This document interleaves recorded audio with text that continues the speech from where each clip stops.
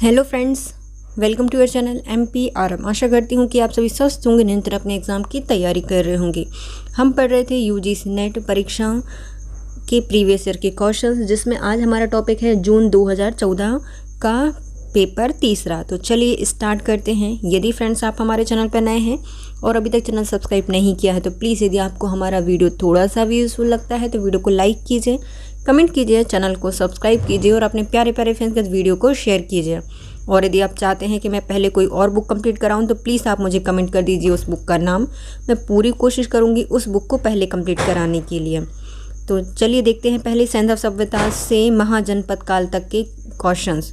इसमें पहला क्वेश्चन कह रहा है, हड़प्पाई तौल का क्या अनुपात था। जो हड़प्पा में तौल उपयोग की जाती थी उसका क्या माप था। 1:2:4:6 में, 1:2:4:6 में इसकी माप होती थी। हड़प्पाई माप का अनुपात 1:2:4:6 का होता था।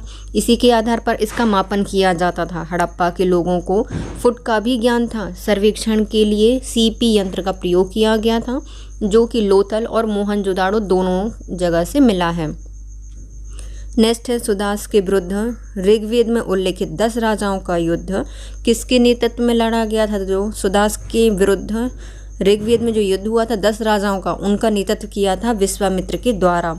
विश्वामित्र प्राचीन भारत में नृपति थे, जो कि कौशिक के नाम से भी जाने गए हैं। वे एक महान राजा कुश के प्रपुत्र थे। ऋग्वेद के अनुसार सुदास के विरुद्ध 10 राजाओं का युद्ध विश्वामित्र के नेतृत्व में लड़ा गया था। नेक्स्ट आता है, निम्नलिखित में कौन सा कथन ऋग्वेद कालीन सभा एवं समिति के संदर्भ में सही है। सभा एवं समिति से संबंधित है। सभी विशिष्ट वर्गों का प्रतिनिधित्व करती थी, जबकि समिति सामान्य वर्ग का प्रतिनिधित्व करती थी। ऋग्वैदिक समिति मुख्यतः राजनीतिक कार्यों से संबंधित सभा होती थी, जिसमें सामान्य जनता का प्रतिनिधित्व होता था। समिति के सदस्यों के जो अध्यक्ष थे उनको ईशान कहा गया है। सभा धनिकों एवं श्रेष्ठ जनों की विशिष्ट जनों की संस्थान थी। अथर्ववेद में समाज या जो सभा है और समिति को प्रजापति की 2 पुत्रियां कहा गया है। किसमें कहा गया है? अथर्ववेद में कहा गया है। नीचे दिए गए हैं कथन कारण बताने हैं। व्यापारिक अर्थव्यवस्था बुद्ध के समय में फलने फूलने लगी थी, तो ये सही हो जाएगा। जैनियों ने बड़ी संख्या में कृषि को छोड़कर व्यापार को अपनाया था, तो ये भी सही हो जाएगा। पहला गलत तो नहीं है, दोनों ही सही हैं और RA की सही व्याख्या करता है। व्यापारिक अर्थव्यवस्था बुद्ध के समय में बहुत ही विकसित हुई, क्योंकि बुद्ध ने व्यापारियों के लिए बहुत प्रोत्साहन दिया था। बुद्धों के समान जैनों ने भी व्यापार को प्रोत्साहन दिया, लेकिन कृषि के प्रति इनका झुकाव कम था। सूची 1 को सूची 2 से मिलाइए। राज्य से संबंधित राजधानियाँ। कलिंग की राजधानी क्या थी? जो कलिंग है उसकी राजधानी थी दंतपुर। अवंती की राजधानी थी माहिष्मती। अश्मक की राजधानी थी पोतन या पोतनी। और सौवीर की राजधानी थी रोरुख। इनकी राजधानी थी, इसका सही आंसर हो जाएगा D। कलिंग की राजधानी थी दंतपुर। अवंती की राजधानी थी माहिष्मती। अश्मक की राजधानी थी पाटन या पोटिन। और सौवीर की राजधानी थी रोरुख। 4वीं शताब्दी ईसा पूर्व से 30वीं शताब्दी ईसा पूर्व तक भारत के इतिहास से संबंधित प्रश्न। इसका पहला क्वेश्चन है कथन और कारण से। कथन कहता है कि भारतीय नरेशों में बिंबिसार ने ही सर्वप्रथम योग्य प्रशासन की आवश्यकता पर बल दिया था, तो ये सही हो जाएगा। मंत्रियों का चयन बिंबिसार स्वयं करता था और उनकी समिति की अपेक्षा न करने पर उनकी ख्याति थी, तो ये भी सही हो जाएगा। दोनों ही सही हैं और जो कारण है वो कथन की सही व्याख्या भी करता है। भारतीय नरेश बिंबिसार एक कुशल शासक थे। इन्होंने अपने साम्राज्य में एक संगठित एवं सुदृढ़ शासन व्यवस्था की नींव डाली थी। बिंबिसार स्वयं शासन की विभिन्न समस्याओं में रुचि लेता था। प्रांतों में राजकुमार वायसराय अर्थात उपराजा नियुक्त किए जाते थे। बिंबिसार ने अपने पुत्र अजातशत्रु को चंपा का उपराजा नियुक्त किया था। नेक्स्ट है, निम्नलिखित में किस शासक को वर्ण संकर प्रथा को रोकने का श्रेय दिया जाता है? तो वर्ण संकर प्रथा को रोकने का श्रेय दिया जाता है गौतमीपुत्र शतकर्णी को। गौतमीपुत्र शतकर्णी सातवाहन वंश का महान शासक था, जिसने वर्ण व्यवस्था का संरक्षण किया था, या माना जाता है इनको संरक्षक। नासिक अभिलेख में गौतमीपुत्र को एकमात्र ब्राह्मण, अद्वितीय ब्राह्मण और वेदों का आश्रय कहा गया है। कागज-ए-खाम क्या है? जो कागज-ए-खाम है यह एक द्विभाषिक राजस्व अभिलेख है। कागज-ए-खाम का संबंध है द्विभाषिक राजस्व अभिलेख से। कागज-ए-खाम विभाग के अंतर्गत द्विभाषिक राजस्व अभिलेख का रखरखाव का अधिकारी था। यह अभिलेखों को संरक्षित रखता था।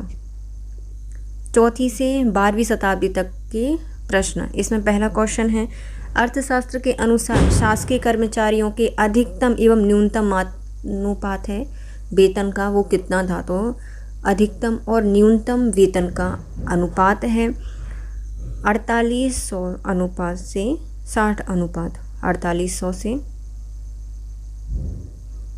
60, ये 48 नहीं होगा, 48,000 पर्ण से 60 पर्ण तक होता था। कौटिल्य के अर्थशास्त्र के अनुसार शासकीय कर्मचारियों का उच्चतम वार्षिक वेतन 48,000 पर्ण था और सबसे निम्न अधिकारी को न्यूनतम वेतन 60 पर्ण मिलता था। मंत्रिपरिषद के सदस्यों का वेतन समय समय पर बदलता रहता था। सूची 1 को सूची 2 से मिलाइए। ग्रेनाइट से बनाए गए हैं जो स्थित है महाबलीपुरम कला, इससे संबंधित है। नेक्स्ट आते हैं, लाल बलुआ पत्थर से निर्माण किया गया है मथुरा कला शैली का। शिष्ट से बनाए गए हैं जो बामियान कला है वो, और बलुआ पत्थर से बनाई गई हैं सारनाथ कला। तो सारनाथ कला बलुआ पत्थर से है। लाल बलुआ पत्थर का प्रयोग किया गया है मथुरा कला में। ग्रेनाइट है उससे बनाए गए हैं महाबलीपुरम की कलाकृति, और शिष्ट से बनाई गई है बामियान कला चित्र। ग्रेनाइट का प्रयोग किया गया है महाबलीपुरम की कला में, लाल बलुआ पत्थर का प्रयोग किया गया है मथुरा कला में, शिष्ट का प्रयोग किया गया है बामियान कला में, और बलुआ पत्थर इसका प्रयोग किया गया है सारनाथ कला में। निम्नलिखित में से इस ग्रंथ में कपालियों, पशुपतियों और बुद्धों के भ्रष्ट आचरण का वर्णन मिलता है। तो कपालियों, पशुपति एवं जो बुद्ध के भ्रष्ट आचरण का वर्णन करती है मितविलास। जो मतविलास पहसन है इसमें इनका वर्णन किया गया है। पल्लव नरेश महेंद्र बर्मन ने मतविलास पहसन नामक ग्रंथ की रचना की थी। इस ग्रंथ में कपालियों, पशुपतियों और बुद्धों के भ्रष्ट आचरण का बहुत ही सटीक वर्णन किया गया है। पदिरुपत्तु निम्नलिखित में से किसकी प्रशंसा का पद्य संग्रह है? जो पदिरुपत्तु है इसमें किया गया है चेर की प्रशंसा का इसमें संग्रह है। किसकी है? चेर से संबंधित प्रशंसा इसमें दी गई है। चेर वंश का भारत एक प्राचीन वंश है। इसका शासन आधुनिक समय के अनुसार तमिलनाडु और मध्य केरल में था। आगे जाकर साम्राज्य का विस्तार और अधिक हुआ। परिदुपत्तु साहित्य चेर शासकों की प्रशंसा पर लिखा गया था। नीचे दिए गए कथन कारण बताने हैं। शकों की भारतीयकरण की प्रतिक्रिया को उनके वैवाहिक संबंधों ने गति प्रदान की थी, तो पहला सही है। दूसरा, सातवाहन नरेश सतकर्णी शक क्षत्रप रुद्रदामन का दामाद था, तो ये भी सही हो जाएगा। और आर है वो एक ही सही व्याख्या भी करता है। भारत में शक 2 भागों में विभाजित हो गए थे। प्रथम उत्तरी क्षत्रप कहलाते थे जो कि तक्षशिला और मथुरा में थे, और दूसरे पश्चिमी क्षत्रप कहलाते थे जो नासिक और उज्जैन में थे। भारत में शक राजाओं अपने आप को क्षत्रप कहते थे। पहले आते हैं शासक और उनसे संबंधित विरुद्ध। पहले आते हैं समुद्रगुप्त। समुद्रगुप्त का संबंध है किससे? तो समुद्रगुप्त का संबंध है पराक्रमांक से। पराक्रमांक से संबंधित है समुद्रगुप्त। नेक्स्ट आते हैं महेंद्र बर्मन। महेंद्र बर्मन का संबंध है विचित्रचित्त से। विचित्रचित्त से संबंधित है महेंद्र बर्मन प्रथम का। पुलकेशिन द्वितीय, इनका संबंध है सत्यार्ष। सत्यार्ष से संबंधित है पुलकेशिन द्वितीय। सिंधुराज, इनका संबंध है पराक्रमांक नहीं, अरे क्या गड़बड़ कर दी तुमने। नवसंग चरित्र, सिंधुराज का संबंध है किससे? नवसंग चरित्र से। सभी सही है ना। समुद्रगुप्त का संबंध है पराक्रमांक से। महेंद्र वर्मन प्रथम का संबंध है विचित्रचित्त से। पुलकेशिन द्वितीय का संबंध है सत्ताश्रय से। और सिंधुराज का संबंध है नवशशांक चरित्र से, जो कि पद्मगुप्त के द्वारा लिखी गई थी नवशशांक चरित्र। समुद्रगुप्त का संबंध है पराक्रमांक से, मतलब इन्होंने सबको अपना पराक्रम दिखाया था, है ना। तो समुद्रगुप्त का संबंध है पराक्रमांक से। महेंद्र वर्मन प्रथम, इनका थोड़ा सा चित्त विचित्र था, तो विचित्र चित्र से संबंधित है महेंद्र वर्मन प्रथम। पुलकेशिन द्वितीय, मतलब पूरे एकदम पोल के अंदर घुस के ये सत्य बोलते थे। सत्य का आश्रय कहाँ होता है? पोल में होता है। तो पुलकेशिन द्वितीय का संबंध है सत्य आश्रय से। और सिंधुराज इनके समय लिखी गई थी नवशशांक चरित्र, जो कि पद्मगुप्त ने लिखी थी। निम्नलिखित में से कौन सा सुमेलित नहीं है, ये बतानी है। सबसे पहले आती है उपमित भव पंचकथा, ये संबंधित नहीं है, पहली गलत है। पद्म पुराण लिखा गया है रवि शेषन के द्वारा लिखी गई है पद्म पुराण। द्रव्य परीक्षा, द्रव्य की परीक्षा हम फैला देंगे पूरे में द्रव, तो ठकुरु फेरू के द्वारा लिखी गई है। यशित तिलक चंपू लिखी गई है सोमदेव के द्वारा। सोमवार को इनका तिलक किया गया होगा। यश तिलक चंपू लिखी गई है सोमदेव के द्वारा। उपमित्व भव पंचकथा के लेखक हैं श्री सिद्धार्थी। उद्योतन सूरी ने कुबमाल्या माला की रचना की है। और शेष विकल्प सभी सही हैं। जो उद्योतन सूरी हैं इनके द्वारा क्या लिखी गई है? कुबमल माला लिखी गई है। और जो उपमित भव्य पंचकथा है, इसके लेखक हैं सिद्धार्थ ऋषि। नेक्स्ट आते हैं सूची 1 को सूची 2 से मिलाइए। वृत्ताकार मंदिर योजना का संबंध है जयपुर बैरठ से। जयपुर बैरठ से संबंधित है वृत्ताकार मंदिर योजना। तारा मंदिर का संबंध है दक्षिण कौशल मंदिर से। दक्षिण कौशल मंदिर से संबंधित है तारा मंदिर।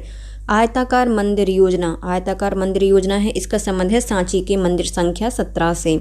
और बहुकोणीय मंदिर बनाए गए थे होयशाल मंदिर में। कहाँ पे बनाए गए थे? होयशाल मंदिर में बनाए गए थे बहुकोणीय मंदिर व्यवस्था। सबसे पहले आती है वृत्ताकार, मतलब पूरा वृत्ताकार है। तो आप जहाँ जहाँ घूमोगे घूम जाओगे। कहाँ पे घूम जाओगे? जयपुर में घूम जाओगे। तो जयपुर में भूल भुलैया है, और मतलब ऐसे लोगों की जय हो भैया जो पूरे गोल गोल बना दिए। वृत्ताकार जो मंदिर योजना है वह जयपुर का बैराट में स्थित है। तारा मंदिर का संबंध किससे है? तो दक्षिण में जब आप जाओगे तो बिल्कुल एकदम कुशल पहुंच जाओगे, तो आपको तारा दिख जाएगा। दक्षिण में जाने के लिए आपको तारे के जाना पड़ेगा, कुशल पहुंच जाओगे। तो दक्षिण का कौशल मंदिर तारा मंदिर योजना से संबंधित है। नेक्स्ट आता है आयताकार मंदिर योजना। आयताकार मंदिर योजना बनाए गए थे सांची के मंदिर संख्या 17 में। तो एक साथ बना दिया, सच में बना दिया। ने बोला था कि हम बना देंगे आयताकार, और आयताकार बना दिया। कहाँ पे है? सांची में बनाया गया है। और बहुकोणीय है, तो बहुकोणीय है, तुम जैसे ही बहुकोणीय देखो बहुत सुंदर भी दिखेगा। तो आप क्या बोलोगे? हाय होयशाल, होयशाल हो का नारा लगाओगे। तो होयशाल मंदिर से संबंधित है बहुकोणीय मंदिर योजना। दक्कन के किस राजवंश को अरब लेखकों ने संसार के 4 सार्वभौम राजवंशों में से एक बताया था? तो संसार के 4 सार्वभौम राजाओं में से एक बताया गया है मान्यखेत के राष्ट्रकूटों को। मान्यखेत राजा इंद्र तृतीय के समय में भारत भ्रमण पर आए हुए अरब यात्री अल-मसूदी ने राष्ट्रकूट राजाओं को संसार के 4 सार्वभौम राजवंशों में से एक बताया था तथा राजाओं को सर्वश्रेष्ठ राजा की उपमा प्रदान की थी। नेक्स्ट है सूची 1 को सूची 2 से मिलाइए। ग्रंथ और उनसे संबंधित वर्णित विषय। गोड़वाहो, इनका संबंध है राजपूतों से। ऑप्शन में है क्या राजपूत? तो ये है कानकुब्ज नरेश यशोवर्मन के अभियान से संबंधित है। गोड़वाहो का संबंध है कानकुब्ज नरेश यशोवर्मन के अभियान से। नेक्स्ट आते हैं नागानंद, इनका संबंध है बोधिसत्व जिमूत वाहन से। नागानंद का संबंध है बोधिसत्व जिमूत वाहन से। और पुरनानूरू का संबंध है राजाओं की प्रशंसा के 400 पद्म से। पुरनानूर का संबंध है राजाओं की प्रशंसा के 400 पद्म से। अग्नानूर आगे जाएगा। अग्नानूर का संबंध है 400 प्रणय गीत से। आगे जाओगे तो प्रणय गीत हो जाएगा। तो 400 प्रणय गीत का संबंध है अग्नानूर से। गोड़वाहों का संबंध है कानकुब्ज के नरेश यशोवर्मन से। कानकुब्ज के नरेश यशोवर्मन से संबंधित है। गोड़वाहों का मतलब गुण अपने कान से सुने थे, यश उनका यश हुआ था, यशोवर्मन का यश अपने कान से सुना था उनके गुणों का। तो गोड़वाहों का संबंध है कानकुब्ज के यशोवर्मन से। नेक्स्ट आते हैं नागानंद। नागानंद का संबंध आ रहा है बुद्धों से। तो ये जो बोधिसत्व है जिमूतवाहन, उनकी कथा इसमें दी गई है। नेक्स्ट आते हैं पुरनानूरू। पुरनानूरू का संबंध है पूरा नूर इनमें दिखेगा। तो राजाओं की प्रशंसाओं के 400 पद में इसमें दिए गए हैं पुरनानूर में। नेक्स्ट आते हैं अग्नानूर, मतलब आगे आगे जाओगे प्रणय हो जाएगा। तो 400 प्रणय गीत लिखे गए हैं अग्नानूर में। नेक्स्ट आते हैं भारत में 1206 से 1526 तक के प्रश्न। निम्नलिखित में से कौन सा कथन सही है ये बताना है। सबसे पहले है अपने भवनों के निर्माण में तुर्क सुल्तानों के मेहराब एवं गुंबद पर भरपूर प्रयोग किया गया था। तो पहला सही हो जाएगा। ना तो मेहराब ना ही गुंबद का आविष्कार तुर्कों या मुसलमानों ने किया था, तो ये भी सही हो जाएगा। तुर्कों ने अपने भवन में उच्च कोटि के चूने के गारे का प्रयोग किया था, तो ये भी सही हो जाएगा। तुर्क शासकों ने अपने भवन में पट्टी एवं शाहतीर प्रणाली का प्रयोग नहीं किया था, तो ये गलत हो जाएगा। पहले 3 सही हैं और चौथा है गलत है। दिल्ली सल्तनत के राजाओं ने अपने भवन में उच्च कोटि के चूने के गारे का प्रयोग किया था। जो तुर्क सुल्तान हैं उन्होंने अपने भवन पर शहतीर का प्रयोग भी किया था। नेक्स्ट आते हैं दिल्ली सल्तनत एवं मुगल कालीन कृषि व्यवस्था से संबंधित निम्न कथनों पर विचार कीजिए। पहला है अलाउद्दीन खिलजी ने चराई एवं घरी नामक कर लगाए थे, सही है। मोहम्मद बिन तुगलक ने अब्बाव नामक अतिरिक्त कर को थोपा था, तो ये भी सही हो जाएगा। अकबर के शासनकाल में भूमि लगा निर्धारण की जब्त व्यवस्था को और विकसित किया गया था और इसे ही दहशाला व्यवस्था के नाम से जाना गया है, तो ये भी सही हो जाएगा। जहांगीर ने लगान निर्धारण की नस्क व्यवस्था को जारी रखा था, तो ये गलत हो जाएगा। पहले 3 सही हैं जबकि लास्ट वाला गलत है। अलाउद्दीन खिलजी ने राजस्व के अतिरिक्त आवास कर और चराई कर भी लगाए थे। करी या करही एक अन्य कर होता था। मोहम्मद बिन तुगलक ने अब्बाव नामक अतिरिक्त कर थोपा था। अकबर ने जब्ती व्यवस्था को अपनाया था, जिसे बाद में दहशाला व्यवस्था के नाम से जाना गया। तारीख ए फिरोज शाही किसके द्वारा लिखी गई थी? जो बर्नी है इनके द्वारा लिखी गई है, जियाउद्दीन बर्नी। और शम्स ए सिराज अफीफ के द्वारा लिखी गई है, वो बर्नी में बंद था और अफसोस कर रहा था और तारीख ए फिरोज शाही लिख दी, तारीखें भी गिन रहा था अफसोस के साथ। तो जियाउद्दीन बर्नी और शम्स ए सिराज अफीफ के द्वारा लिखी गई है तारीख ए फिरोज शाही। जियाउद्दीन बर्नी एक मुस्लिम इतिहासकार एवं राजनीतिक विचारक थे। यह दिल्ली सल्तनत के मोहम्मद बिन तुगलक एवं फिरोज शाह तुगलक के समय थे। आप द्वारा लिखित ग्रंथ तारीख ए फिरोज शाही मध्यकालीन भारत को जानने का प्रमुख दस्तावेज है। दीवान सरगिर्द एवं मुहर्रिर के पद केवल अहल ए कलम एवं उन व्यक्तियों को देने चाहिए जिनके पूर्वज शासकों एवं अमीरों की सेवा में रहे हैं। उपयुक्त विचार किसने प्रकट किया है? तो ये सब विचार दिए गए हैं फ़ख्र ए मुदविर के द्वारा। फ़ख्र ए मुदविर के द्वारा ये कहे गए हैं। फ़ख्र ए मुदविर ने यह मत व्यक्त किया था कि शासन महत्वपूर्ण पदों पर ऐसे व्यक्तियों को नियुक्त किया जाना चाहिए जिनके पूर्वज शासकों या अमीरों की सेवा में रहे हों। नेक्स्ट है निम्नलिखित में से सूची 1 को सूची 2 से मिलानी है। सूफी संत और उनसे संबंधित क्षेत्र बताने हैं। ओके, सबसे पहले आते हैं शेख मोइनुद्दीन चिश्ती। इनका संबंध है, मोइनुद्दीन चिश्ती हैं वो अजमेर में इनकी दरगाह है अजमेर में। नेक्स्ट आते हैं बहाउद्दीन जकारिया, जाके चले गए ये मुल्तान में, तो मुल्तान से संबंधित है। शेख फ़खरुद्दीन मंसूर गंजे शकर, इनका संबंध है अजूधन से। नेक्स्ट आते हैं शेख निज़ामुद्दीन औलिया, इनका संबंध है दिल्ली से। पहले हैं शेख निज़ामुद्दीन नहीं पहले हैं शेख मोइनुद्दीन चिश्ती, इनका संबंध है अजमेर से। शेख बहाउद्दीन जकारिया, इनका संबंध है मुल्तान से। और शेख फ़खरुद्दीन मंसूर गंजे शकर, इनका संबंध है अजूधन से। और नेक्स्ट आते हैं शेख निज़ामुद्दीन औलिया, इनका संबंध है दिल्ली से। निम्नलिखित में से किस मध्यकालीन भारत के शासक ने आगरा शहर की नींव डाली थी? जो हमारे हैं सिकंदर लोधी, इनके द्वारा आगरा शहर की नींव डाली गई थी। सिकंदर लोधी ने 1504 में राजस्थान के शासक पर अपने अधिकार को सुरक्षित करने एवं व्यापार मार्ग पर नियंत्रण स्थापित करने के उद्देश्य से आगरा नगर की स्थापना की थी। 1906 में आगरा सिकंदर लोधी की राजधानी बना था। नेक्स्ट है, निम्नलिखित में से कौन सा कथन सही है बताना है। ओके, फिरोज शाह बहमनी को विजयनगर के शासक देवराय प्रथम ने पराजित किया था, तो ये वाला कथन सही हो जाएगा। फिरोज शाह बहमनी को किसने? विजयनगर के जो शासक हैं देवराय प्रथम, इन्होंने पराजित किया था। ताजुद्दीन फिरोज शाह बहमनी का विजयनगर से 3 बार संघर्ष हुआ था। इसमें 2 बार उसे सफलता मिली थी, किंतु तीसरी बार परास्त होना पड़ा था। बहमनी राज्य के दक्षिणी एवं पूर्वी जिले पर विजयनगर का अधिकार हो गया। अंततः जो कथन बी है वो सही हो जाएगा। निम्नलिखित में कौन सा कथन सही नहीं है वो बताने हैं। सबसे पहले आते हैं, गुरु नानक अफगानों द्वारा स्थापित राजनीतिक प्रशासनिक व्यवस्था से विशेषतः पंजाब में पूर्णतः परिचित थे, तो ये सही है। इन्होंने बाबर की आक्रमणकारी सेनाओं को पाप की बारात के रूप में देखा था, ये भी सही है। इनका विश्वास था कि ईश्वर की कोई जाति नहीं है, ना ही ईश्वर ने जाति को कोई महत्व दिया है, ये भी सही हो जाएगा। ब्राह्मण एवं क्षत्रिय शोषणकारी व्यवस्था में भाग नहीं थे, तो ये वाला जो लास्ट है वो गलत हो जाएगा। गुरु नानक का जन्म 1469 में तलवंडी पंजाब में एक क्षत्रिय परिवार में हुआ था। एकेश्वरवाद और मानव मात्र की एकता गुरु के मौलिक सिद्धांत थे। गुरु नानक ने जात पात, वाह आडंबर एवं ब्राह्मण मुल्लाओं की श्रेष्ठता का विरोध किया था। नेक्स्ट है, निम्नलिखित में कौन सा युग में सम्मिलित नहीं है? करोड़ी का संबंध किससे है? जो करोड़ी है वह मुगल प्रशासन में एक राजस्व अधिकारी था। नेक्स्ट है, खालिसा, यह भूमि क्षेत्र होता था जिसका राजस्व सीधे शाही खजाने में जमा किया जाता था।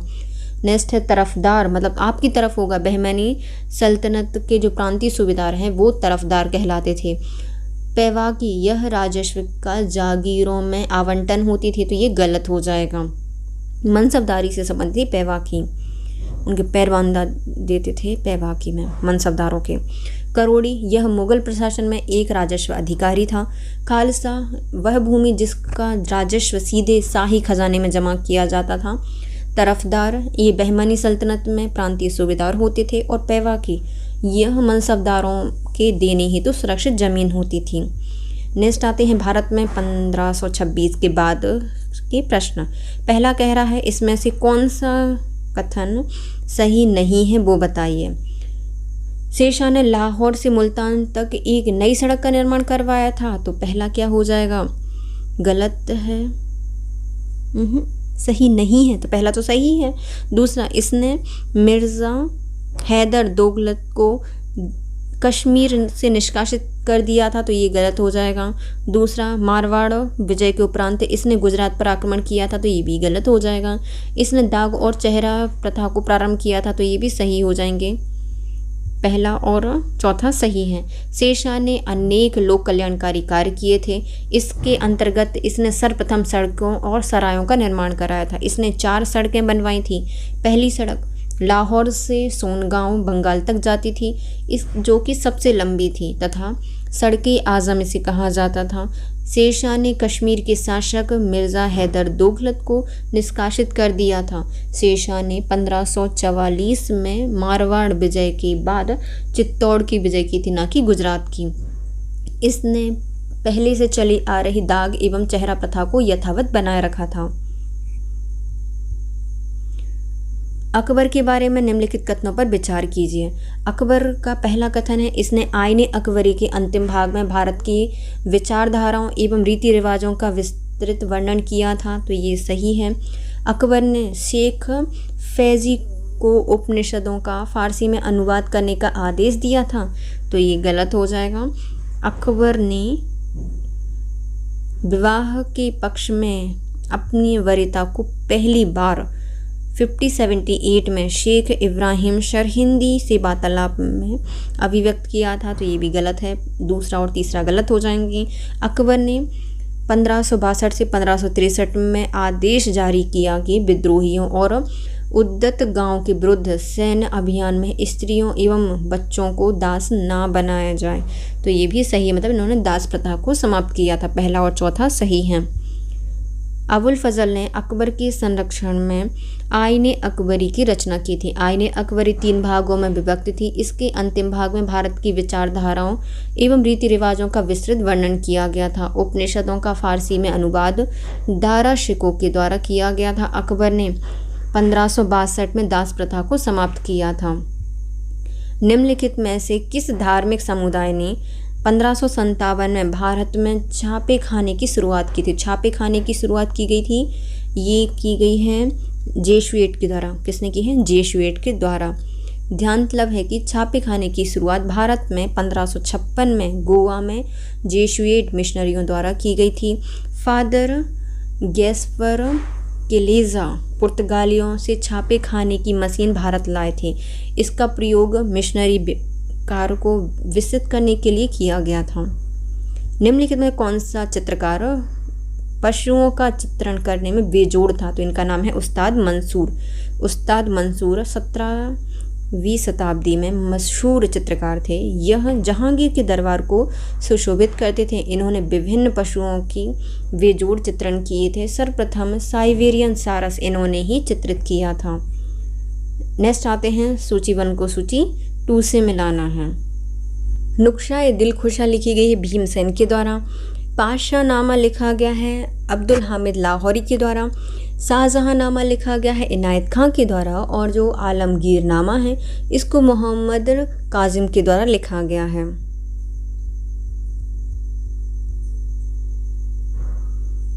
पहले ऐतिहासिक ग्रंथ और उनसे संबंधित लेखक।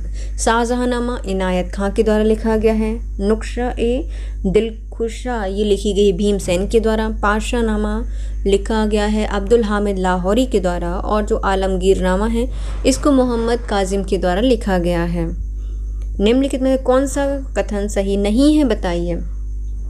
औरंगजेब ने सभी प्रांतों में मुतशिफ नियुक्त किए थे, सही है। औरंगजेब ने नौरोज के अवसर को मनाना जारी रखा था, नहीं रखा था बल्कि इसको बंद कर दिया था, तो दूसरा गलत हो जाएगा। भारतीय शास्त्रीय संगीत पर फारसी में सबसे अधिक ग्रंथों की रचना औरंगजेब के शासनकाल में हुई है, तो ये सही है। औरंगजेब स्वयं सितार बजाने में निपुण था, तो ये भी सही है। औरंगजेब के समकालीन इतिहासकार काफी खां अपने प्रसिद्ध ग्रंथ मुंतखाब उल लुबाब में लिखते हैं कि सिंहासरूढ़ होने के पश्चात औरंगजेब ने मुद्राओं पर कलमा अंकित कराना, नौरोज उत्सव का आयोजन भी बंद करा दिया था। लोक आचरण के लिए निरीक्षण हेतु मुतशिफ नियुक्त किए गए थे। शास्त्रीय संगीत पर फारसी में सबसे अधिक ग्रंथों की रचना औरंगजेब के शासनकाल में हुई है। औरंगजेब स्वयं सितार का निपुण विद्वान था। नेक्स्ट आते हैं कथनों पर विचार करना है। इसमें से हमें क्या बताना है, सही कौन सा नहीं है ये बताने हैं। पहला है W.C. स्मिथ उन इतिहासकारों में से हैं जिन्होंने सर्वप्रथम मुगल साम्राज्य के विरुद्ध किसानों के विद्रोहों की बात की थी, तो पहला क्या हो जाएगा, सही हो जाएगा। दूसरा, इन्होंने यह भी तर्क दिया था कि मुगल साम्राज्य की वाणिज्य को प्रोत्साहन देने की नीति के परिणाम स्वरूप मध्यम वर्ग का पर्याप्त विकास हुआ था, तो ये भी सही है। C.A. वेली ने मुगल साम्राज्य के पतन की व्याख्या के लिए ग्रेट फर्म सिद्धांत को विकसित किया था, तो ये गलत हो जाएगा। और J.F. रिचर्ड ने तर्क दिया था कि किसानों के प्रतिरोध स्वरूप एक गंभीर कृषि संकट पैदा हो गया है, तो ये भी गलत है, मतलब इनकी रिसर्च खराब निकली। C.A. वेली ने कहा था कि पतन की व्यवस्था के लिए ग्रेट फर्म बनाया गया है, तो इनकी बेल जो थी बातें भी सब झूठी निकली, दोनों ही गलत हो जाएंगे। तीसरा और चौथा, मुगल साम्राज्य के अध्ययन पर W.C. स्मिथ ने सर्वप्रथम मुगल साम्राज्य के विरुद्ध किसानों के विद्रोह की बात कही थी। इन्होंने यह तर्क दिया था कि मुगल साम्राज्य की वाणिज्य को प्रोत्साहन देने की नीति के परिणाम स्वरूप मध्यम वर्ग का पर्याप्त विकास हुआ है।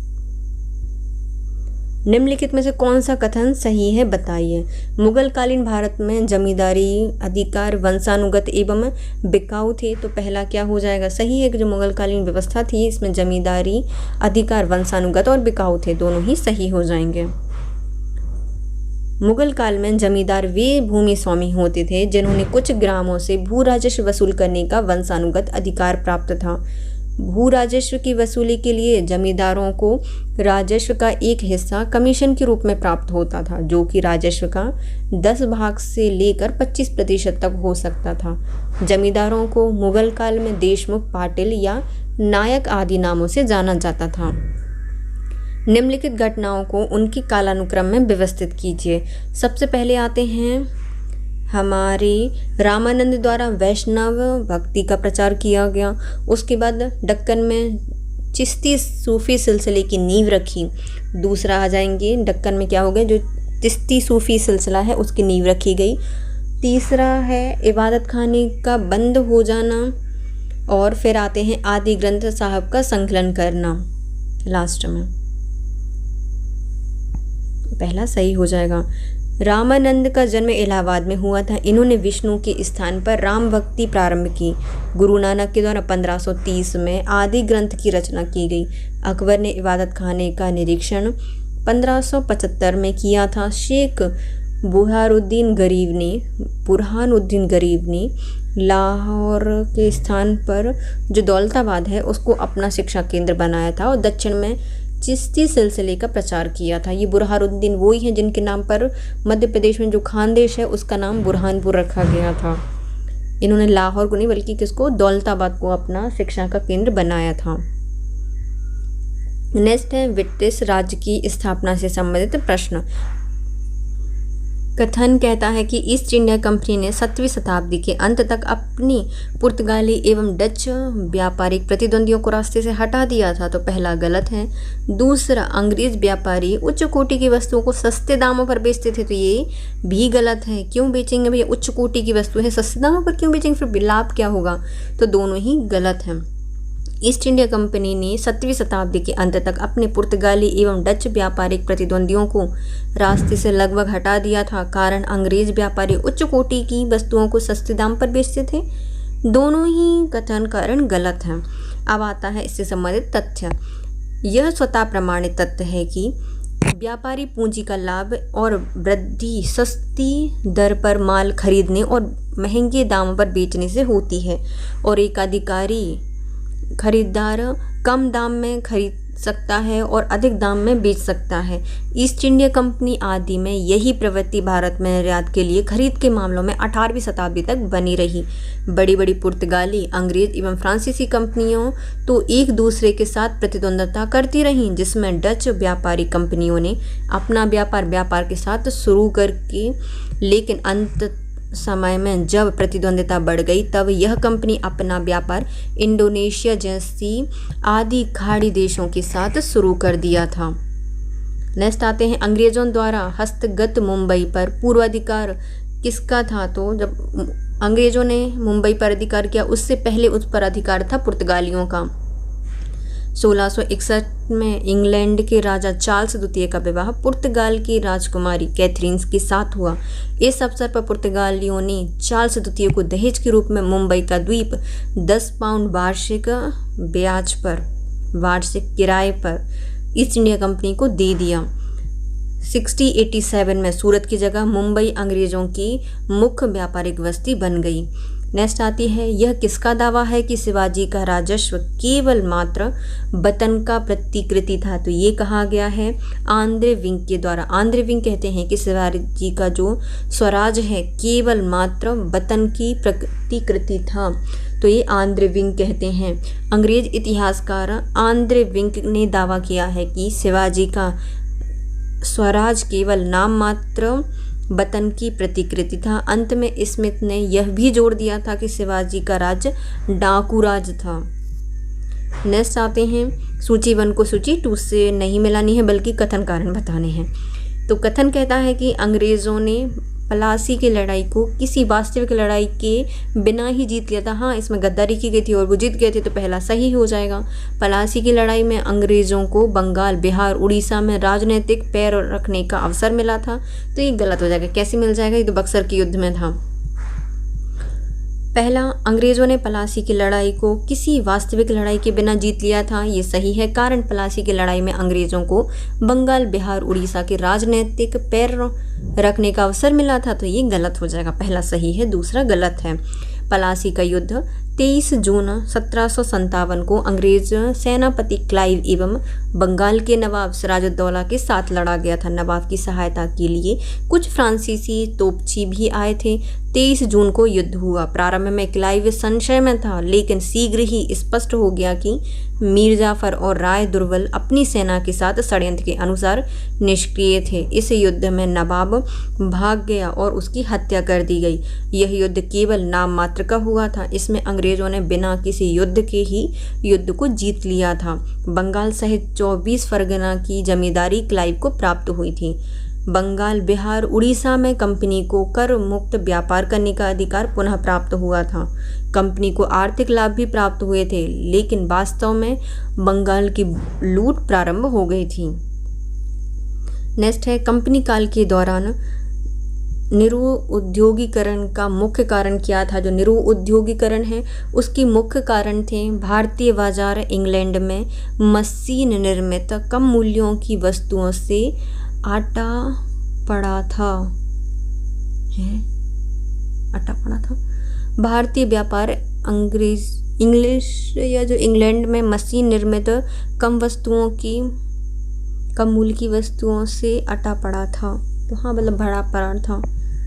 भारत में 1800 से 1850 के बीच के समय को निरुद्योगीकरण के नाम से जाना जाता है। इस दौरान जहां ब्रिटेन औद्योगिक क्रांति के दौर से गुजर रहा था, वहीं व्यापार में औद्योगिकरण पतन का दौर चल रहा था।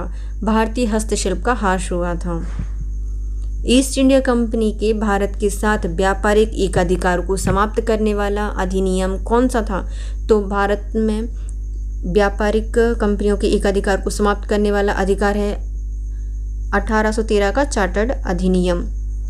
ईस्ट इंडिया कंपनी एक्ट 1813 का चार्टर्ड एक्ट 1813 के नाम से जाना जाता है। इस एक्ट के तहत ईस्ट इंडिया कंपनी के भारत के साथ व्यापारिक अधिकार को समाप्त कर दिया था। सिर्फ चाय और चीन के व्यापारिक अधिकार रहे थे। नेक्स्ट आते हैं, सूची 1 को सूची 2 से मिलाने हैं। स्थान को उनसे संबंधित वर्ष बताने हैं। झांसी का विलय किया गया था 1853 में। अवध का विलय किया गया था 1856 में।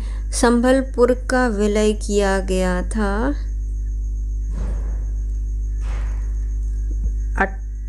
संबलपुर का 1849 में, और जो नागपुर है उसका विलय किया गया था 1854 में।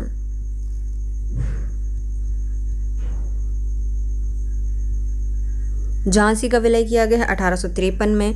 संबलपुर का विलय किया गया है 1849 में। अवध का विलय किया गया है 1856 में और नागपुर का विलय किया गया है 1854 में।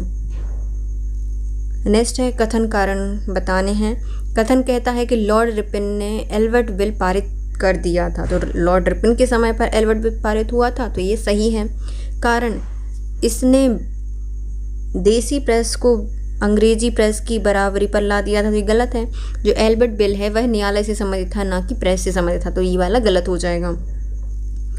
लॉर्ड रिपन 1880 से 1884 में रहे हैं। इन्होंने 1884 में एल्बर्ट बिल विवाद हुआ था इनके समय। इस विवाद के कारण ही रिपन ने त्यागपत्र दे दिया था। यह भारत का सर्वाधिक लोकप्रिय गवर्नर था। एल्बर्ट बिल का संबंध प्रेस से नहीं अपितु रिपन द्वारा सुझाए गए एक कानून से था, जिसके अंतर्गत जिला स्तर के सभी भारतीय न्यायाधीशों को ब्रिटिश जो मुलाजिम हैं उन पर न्यायिक आदेश जारी करने का अधिकार दे दिया गया था। किस अधिनियम को गलघोटू अधिनियम का नाम दिया गया है। तो गलघोटू अधिनियम कहा जाता है देसी भाषाई प्रेस अधिनियम 1878 को। देसी भाषा समाचार पत्र अधिनियम 1878 को पारित करने का श्रेय लॉर्ड लिटिन को जाता है। इसके तहत सरकार ने भारतीय भाषा समाचार पत्रों को अधिकार नियंत्रण में लाने का प्रयास किया था और इसे राजद्रोही लेखकों को दबाने और दंडित करने का भी अधिकार सफल शस्त्र बनाया था। इसमें गलघोटू अधिनियम के रूप में भी इसे जाना जाता है। नेक्स्ट आते हैं आर्थिक एवं सामाजिक नीतियाँ। इसका पहला क्वेश्चन है कि रामकृष्ण गोपाल भंडारकर, जो कि भारत में आधुनिक इतिहास लेखन के जनक हैं, इनका संबंध किससे है? तो रामकृष्ण गोपाल भंडारकर, जो कि आधुनिक इतिहास के लेखक के जनक माने जाते हैं, इनका संबंध है रांके विचारधारा से। किससे संबंधित है ये? रांके विचारधारा से। मतलब इनको बहुत रोका गया, इनके भंडार इतने भर गए थे कि इन्होंने इतिहास लेखन का जनक कहा गया। आधुनिक इतिहास लेखन का रांके विचारधारा से संबंधित है। मार्क्स का सिद्धांत समाज की आर्थिक एवं सामाजिक स्वरूप की व्यवस्था करता है। यह समाज में वर्ग संघर्ष के विचार में चर्चा करता है। आर.जी. भंडारकर, जो कि भारत के आधुनिक इतिहास लेखन के जनक हैं, इनका संबंध रांके विचारधारा से था। निम्नलिखित में ब्रिटिश भारत में कौन सा रोपण उद्यम नहीं है? तो ब्रिटिश भारत में रोपण कौन सा उद्यम नहीं था? तो गेहूं का ब्रिटिश के द्वारा स्थापित उद्यम नहीं था, बल्कि नील, चाय और कॉफ़ी इनके द्वारा स्थापित किए गए थे। अंग्रेज़ों ने कृषि का वाणिज्यीकरण किया था। कंपनी ने जिन फसलों पर अपना ध्यान विशेष केंद्रित किया था उनमें है नील, कच्चा रेशम, कपास, अफीम और चाय। 1833 में अंग्रेज़ों को यह अनुमति मिल गई थी कि वह भारत में भूमि खरीद सकते हैं और बागान लगा सकते हैं। भारत में पहली बार 4 बागान, जो चाय बागान हैं, 1835 में लगाए गए थे। इनको 1833 में अधिकार मिल गया था कि भारत में भूमि खरीद सकते हैं। राष्ट्रीय आंदोलन और स्वतंत्रता उत्तर भारत। तो भारत में राष्ट्रीय आंदोलन क्या हुए और स्वतंत्रता के बाद भारत कैसा था? वाणिज्यवादी, मुक्त व्यापार वाणिज्यवादी, पूंजीवाद एवं वित्तीय साम्राज्यवाद, ब्रिटिश साम्राज्यवाद के 3 पड़ाव हैं।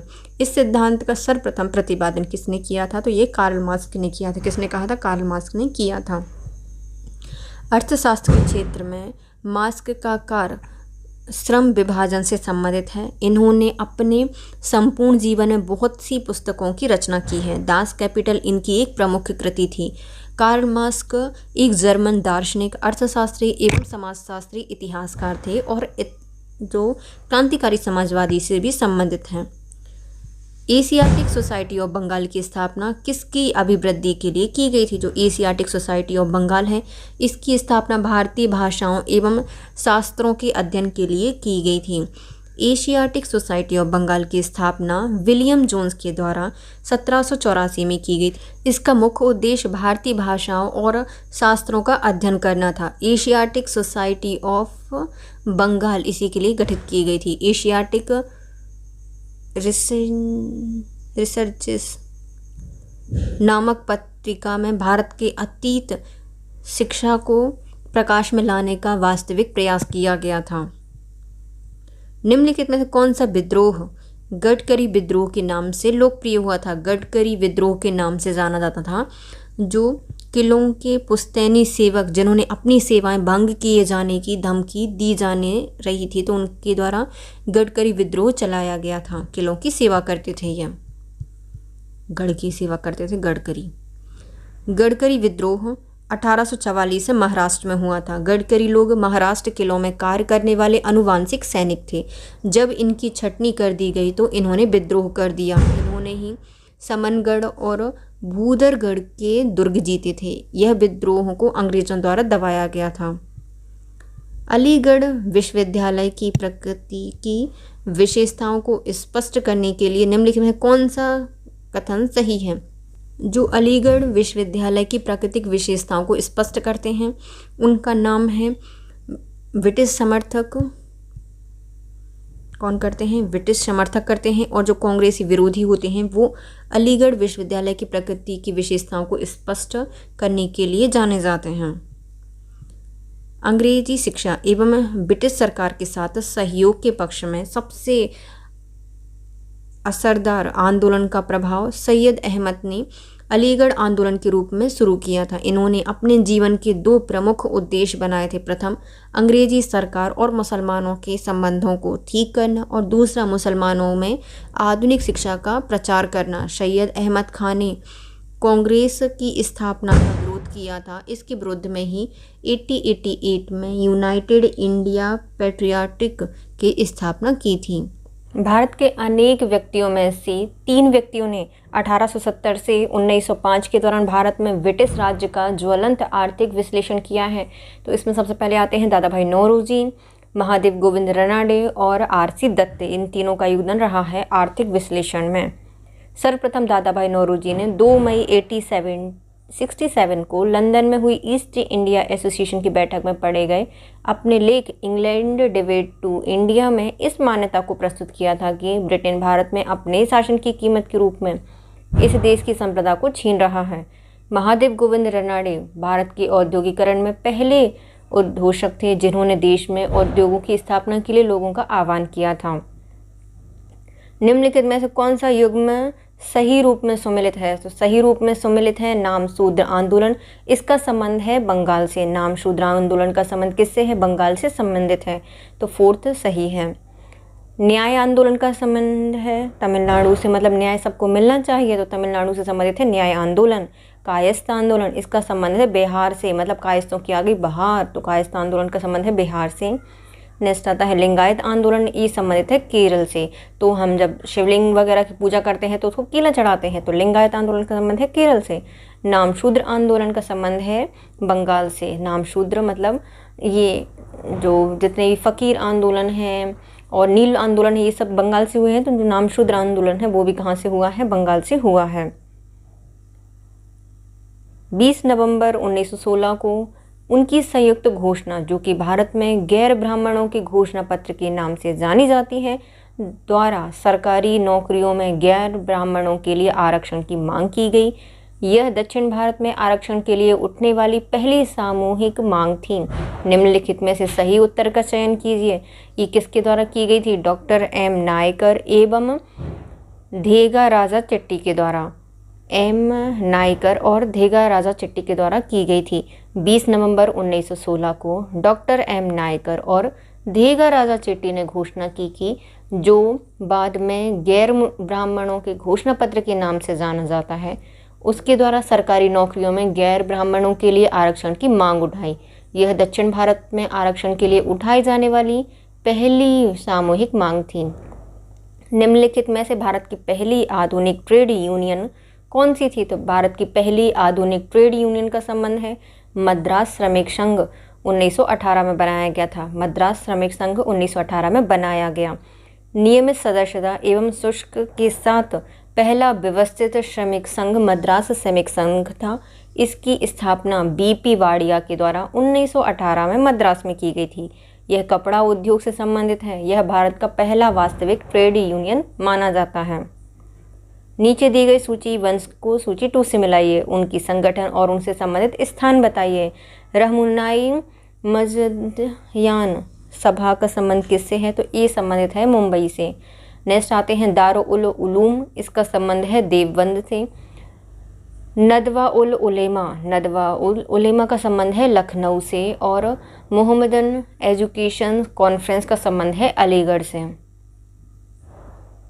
संगठन और उनसे संबंधित स्थान, रहनुमाई मजदयान संस्थान, ये संबंधित है मुंबई से।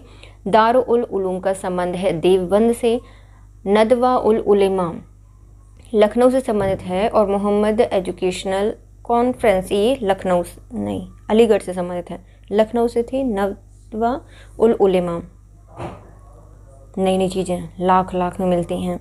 वह महिला जिन्होंने डिग्री प्राप्त करने के समय बंगाल के गवर्नर पर गोली चलाई थी, उनका नाम है वीना दास। कौन है? वीना दास हैं, जिन्होंने डिग्री प्राप्त करते समय बंगाल के गवर्नर को गोली मार दी थी। चटगांव सत्याग्रह हमले के उपरांत बंगाल में क्रांतिकारी आतंकवादी गतिविधियों में अचानक तेजी आ गई। फरवरी 1932 में वीना दास ने कलकत्ता विश्वविद्यालय के दीक्षांत समारोह में उपाधि ग्रहण करते समय बंगाल के गवर्नर को गोली मार दी। नेक्स्ट है किसको 26 वर्षों तक केंद्रीय विधानसभा का सदस्य रहने के कारण विधानसभा का जनक कहा जाता है? तो जो हमारे नारायण मल्हार जोशी हैं, इनको कहा जाता है विधानसभा का सदस्य या जनक। 26 वर्षों तक ये केंद्रीय विधानसभा के सदस्य रहे थे। नारायण मल्हार जोशी 26 वर्षों तक केंद्रीय विधानसभा के सदस्य रहने के कारण इनको विधानसभा का जनक कहा जाता है। इन्होंने 1921 में अखिल भारतीय ट्रेड यूनियन कांग्रेस की और 1929 तक उनके सचिव बने रहे थे। कहाँ से? 1921 से अखिल भारतीय ट्रेड यूनियन कांग्रेस की एवं 1929 तक उनके सचिव बने रहे।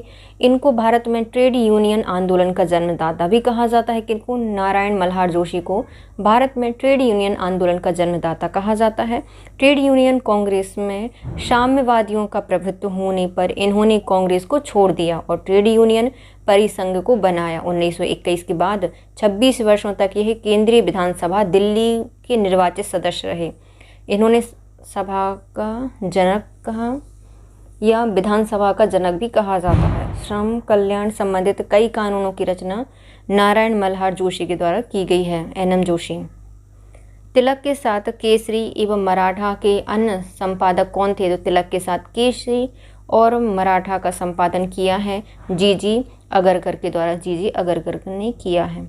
बाल गंगाधर तिलक ने अपने पत्र केसरी एवं मराठा के संपादन में उनके सहयोगी JG अगरकर थे। इन्हीं के सहयोग से दोनों पत्रों का संपादन किया गया था। निम्नलिखित में से किस समस्या पर 1938 में हुए कांग्रेस के हरिपुरा अधिवेशन में बहस के उपरांत प्रस्ताव पारित किया गया था? तो ये थी रियासत में जन आंदोलन का समर्थन करना। 1938 में कांग्रेस के हरिपुरा अधिवेशन में बहस के उपरांत पारित किया गया था रियासतों में जन आंदोलन का समर्थन करना।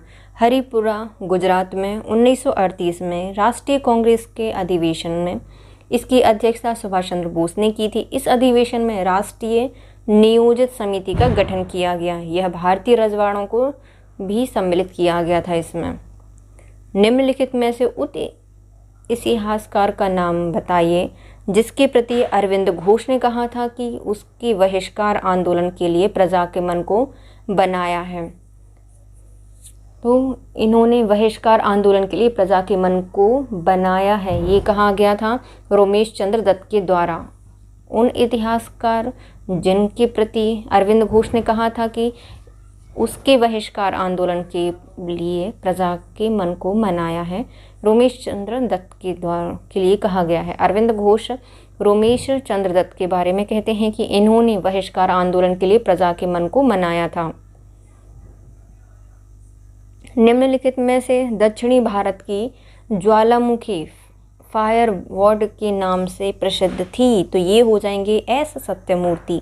सत्य की मूर्ति हैं तो ज्वालामुखी या फायर वॉर्ड कहा जाता है एस सत्यमूर्ति को। दक्षिण भारत की एस सत्यमूर्ति दक्षिण भारत की ज्वालामुखी के नाम से प्रसिद्ध हैं। इन्होंने कानून की डिग्री मद्रास से प्राप्त की थी। इन्होंने भारत की स्वतंत्रता के लिए 1919 तथा 1926 में इंग्लैंड में व्याख्यान दिया था। इन्होंने नमक सत्याग्रह आंदोलन तथा सविनय अवज्ञा आंदोलन में बढ़ चढ़कर हिस्सा लिया था। नेक्स्ट आते हैं विश्व इतिहास की संकल्पना, विचार एवं अवधि से संबंधित प्रश्न। नीचे दिए गए निम्नलिखित अवतरण को सावधानीपूर्वक पढ़िए और इसके नीचे दिए गए प्रश्नों के लिए सही उत्तर का चयन कीजिए। जो प्रश्न संख्या 63 से स्टार्ट होकर 67 तक जाता है। तो हम चलिए पहले पढ़ते हैं इस पूरे विवरण को, फिर हम इसके उत्तर देंगे। ईसवी सन की चतुर्थ शताब्दी के मध्य में मानव प्रजाति के इतिहास में एक ज्वालामुखी की विस्फोट जैसी घटना घटित हुई। कैस्पियन सागर के उत्तरी तट के क्षेत्रों में स्थित अपने देश में एक भयानक अग्नि की धारा के रूप में हूण निकले और समस्त यूरोप और एशिया में फैल गए। बेघर और अनियंत्रित वे सोते जागते अपने घोड़ों पर सवार रहते थे। उनकी भीषण हुंकार जहाँ कहीं सुनाई पड़ती लोग भयंकर हो जाते। विश्व के सारे सभ्य समाज में उन्होंने विनाशकारी युद्ध किया और जहाँ कहीं भी उनसे बन पड़ा उन्होंने लोगों का नरसंहार किया, विनाश किया, भस्म किया और सारा कुछ दानवी क्रूरता के साथ विध्वंस कर दिया। यूरोप में तो हूण एटिला ने शक्तिशाली रोमन साम्राज्य को ही पतन के लिए गर्त में डाल दिया। 455 ईस्वी के लगभग हूण भारत में प्रविष्ट होने लगे। अपने मेहनती प्रयासों से सम्राट स्कंदगुप्त ने इन्हें खदेड़ दिया। 12 वर्ष बाद ही इनकी मृत्यु हो गई। साम्राज्य की सीमा चौकियों जो पहले से ही निर्बल थीं, आगे उनका प्रतिरोध नहीं कर सकीं। बर्बरहूण फारस को लांघते हुए और उत्तर पश्चिम के कुषाण शासकों को विनिष्ट करते हुए तेजी से भारत में घुसने लगे। स्कंदगुप्त की मृत्यु के पश्चात कदाचित उत्तराधिकारियों का युद्ध छिड़ गया। इससे युक्त संकट की स्थिति में साम्राज्य कमजोर हो गया। 500 से 570 के बीच अगले 5 सम्राट, जिनमें नरसिंहगुप्त वालादित्य सम्मिलित थे, पतनोन्मुख किंतु नाम मात्र के साम्राज्य के कतिपय भागों में अपनी डावाडोल सत्ता बनाए रखने में सफल रहे। साम्राज्य के सुसंवित केंद्रीय भाग की सीमाओं से बाहर बहुत से भूभाग स्वतंत्र हो गए। साम्राज्य के ही प्रांत सौराष्ट्र में मैत्रक सेना नायकों ने स्कंदगुप्त की मृत्यु के बाद वस्तुतः अपने साम्राज्य निष्ठा का विच्छेदन कर दिया। 512 ईस्वी में हुणों के शासक तोड़मान के नेतृत्व में उत्तर भारत को मध्य प्रदेश के सागर जिले में स्थित एरन तक रोन डाला। तोड़मान का पुत्र मेहरकुल, जो कि एक भयानक आतंकवाद का पर्याय था, उसने पंजाब से ग्वालियर तक आग और लूट की आंधी फैला दी। 525 तक एक विशाल भूभाग का स्वामी बन गया। कुछ ही समय में उत्तर भारत मेहरकुल के बर्बर आघातों से उबरने एवं मेहरकुल का प्रतिरोध करने में सक्षम हुआ। नेक्स्ट आते हैं इससे संबंधित प्रश्न। 4वीं शताब्दी के मध्य साम्राज्यिक शासक कौन थे? जो 4वीं शताब्दी थी, इसमें साम्राज्यिक शासकों का नाम आता है समुद्रगुप्त। कौन थे? समुद्रगुप्त थे। 4वीं शताब्दी के मध्य में 335 से 375 तक गुप्त शासक समुद्रगुप्त शासन कर रहे थे। समुद्रगुप्त को भारत का नेपोलियन कहा जाता है। इन्होंने आर्यवर्त तथा दक्षिण के राज्यों को पराजित किया था। इसका उल्लेख हरिसेन के प्रयाग प्रशस्ति लेख में मिलता है। हुणों के साथ भारत आने वाली मध्य एशिया की अन्य जाति कौन सी थी? हुणों के साथ भारत में आने वाली अन्य जाति थी गुर्जर। हुणों के साथ भारत आने वाली मध्य एशिया की अन्य प्रजाति गुर्जर थी। इतिहासकारों के अनुसार गुर्जर मध्य एशिया के काकस क्षेत्र, जो कि वर्तमान में अर्मेनिया या जॉर्जिया में आते हैं, ये आर्य योद्धा थे। गुर्जर अभिलेखों के अनुसार वे सूर्यवंशी और रघुवंशी थे। प्राचीन महाकवि राजशेखर ने गुर्जरों को रघुकुल तिलक या रघु ग्रामणी कहा है। मालवा से हुण सत्ता को किसने उखाड़ फेंका था? तो मालवा से हुणों की सत्ता को उखाड़ फेंका था यशोधर्मन ने। मंदसौर अभिलेख के अनुसार 532 के आसपास मालवा शासक यशोधर्मन ने मेहरकुल को पराजित किया था और उत्तर भारत में अपना प्रस्तुत स्थापित किया और विजय स्तंभ का निर्माण कराया था। गंगा घाटी में मेहरकुल को किसने आपदस्थ किया था? तो गंगा घाटी में मेहरकुल को आपदस्थ किया गया था नरसिंह गुप्त के द्वारा। मेहरकुल परवर्ती गुप्त शासक नरसिंह बालादित्य पर आक्रमण किया, किंतु पराजित हुआ और बंदी बना लिया गया। बाद में अपनी माता के कहने पर उसे छोड़ दिया। इसके बाद मेहरकुल कश्मीर भाग गया और वहां के शासक की हत्या कर दी। 600 स्तूपों और संधारामों को नष्ट किया था। निम्नलिखित में से कौन सा सही नहीं है, बताइए। पहला, स्कंदगुप्त की मृत्यु के साथ ही गुप्त साम्राज्य का अंत हो गया था? नहीं हुआ था, तो पहला गलत हो जाएगा। स्कंदगुप्त की मृत्यु के बाद साम्राज्य चलता, किंतु केंद्रीय नियंत्रण कमजोर हो गया था, ये सही है। स्कंदगुप्त की मृत्यु के बाद स्थानीय शासक स्वतंत्र हो गए थे, ये भी सही है। स्कंदगुप्त की मृत्यु के बाद काशी के पश्चिम में गुप्त सम्राटों का केवल नाम मात्र का नियंत्रण शेष बचा था, तो ये भी सही हो जाएगा, पहला गलत है। स्कंदगुप्त 455 से 447 तक शासन किया है। यह गुप्त वंश का अंतिम महान शासक था। इसकी मृत्यु के बाद गुप्त वंश का केंद्रीय नियंत्रण कमजोर हो गया और स्थानीय शासक स्वतंत्र होने लगे। नेक्स्ट आता है सूची 1 को सूची 2 से मिलाइए।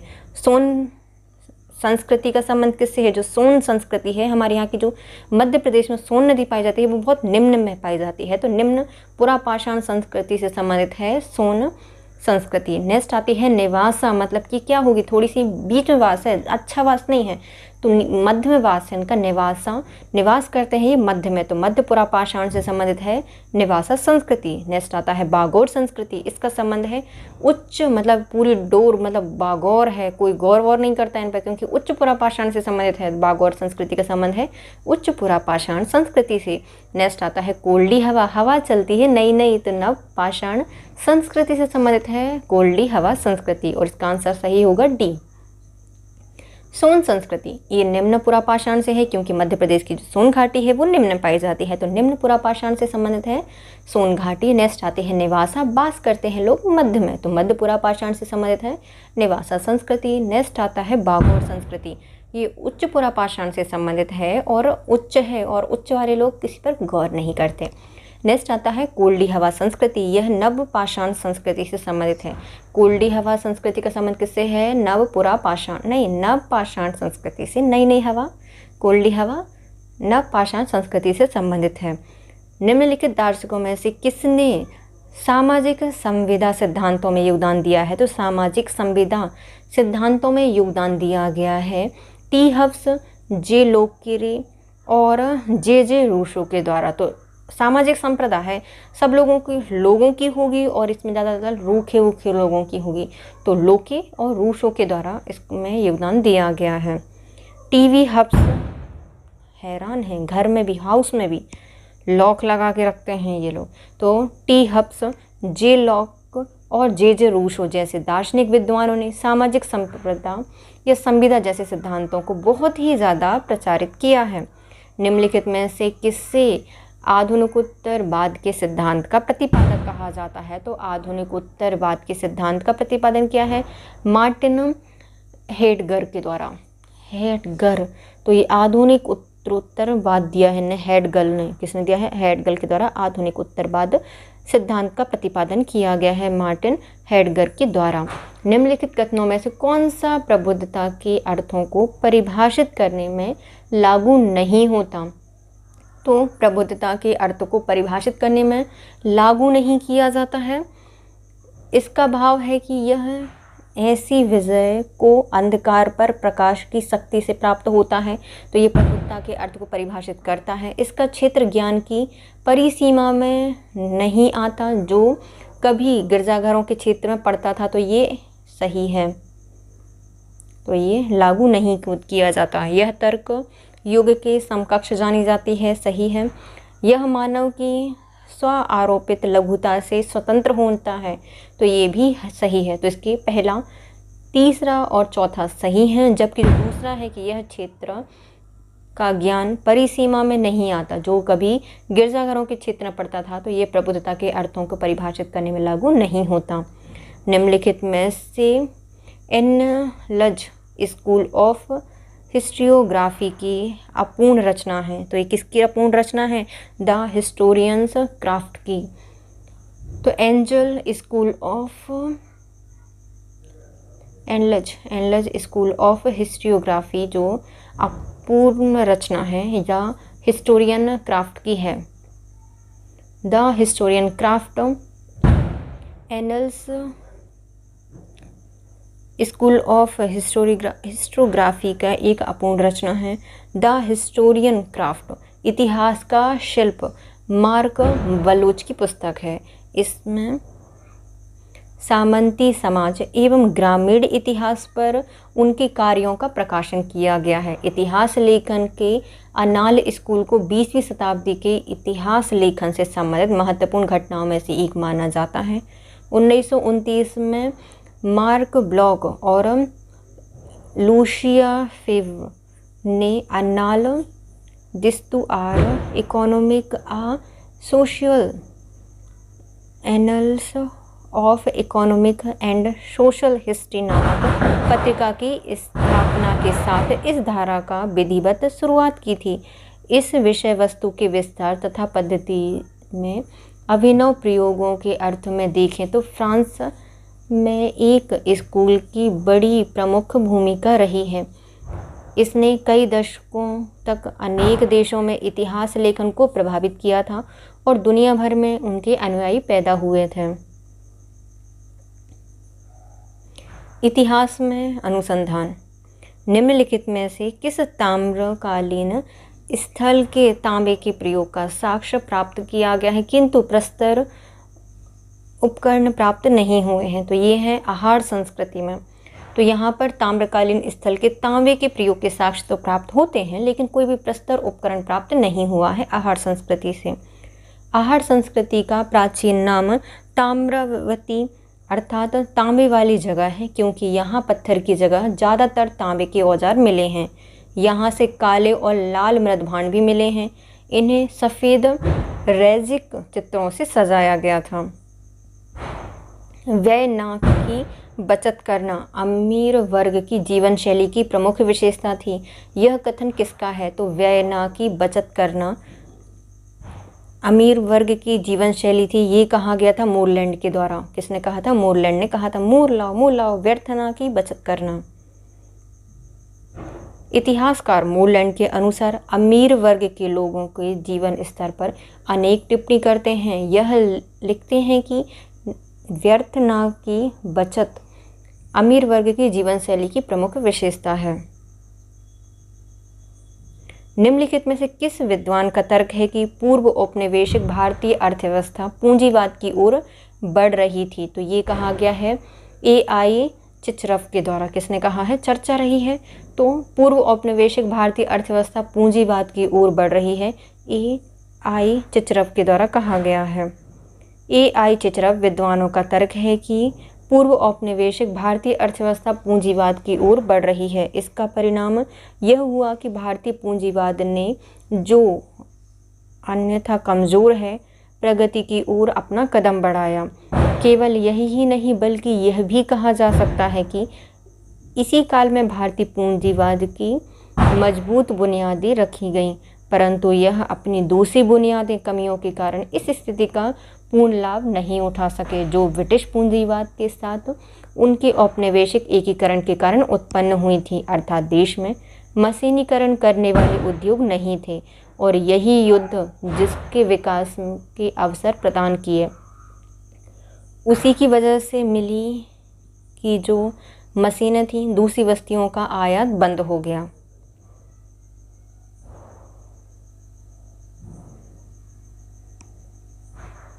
नेक्स्ट है UGC नेट दिसंबर 2014 के क्वेश्चन, जिसको हम करेंगे नेक्स्ट वीडियो में।